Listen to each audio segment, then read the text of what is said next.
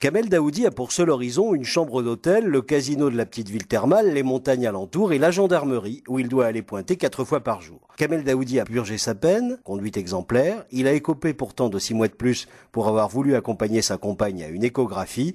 Il vit désormais à 400 km de sa famille. Kamel Daoudi. Ça fait plus de 3 ans et demi maintenant que je suis assigné à résidence et qu'on me balade de département en département. Savoir que je dois signer actuellement 4 fois par jour, tous les jours, y compris les jours fériés. Je dois me présenter donc à la gendarmerie de la commune. Ma femme et mes 2 enfants, ils sont éloignés de plus de 400 km et ils subissent avec moi cette situation qui est complètement kafkaïenne puisque ma femme ne peut pas me rejoindre, puisqu'elle n'a aucune garantie que si jamais elle me rejoint, on ne me déplace pas vers un autre département.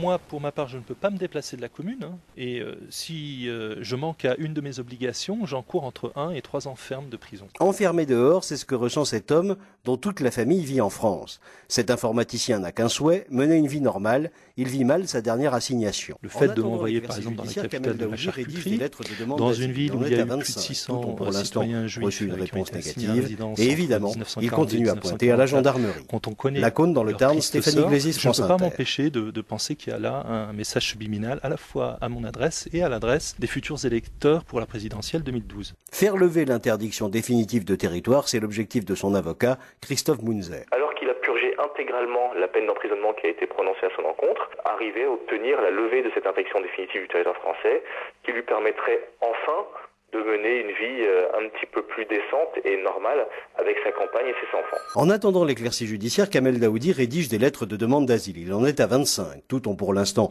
reçu une réponse négative. Et évidemment, il continue à pointer à la gendarmerie. La Cône dans le Tarn, Stéphanie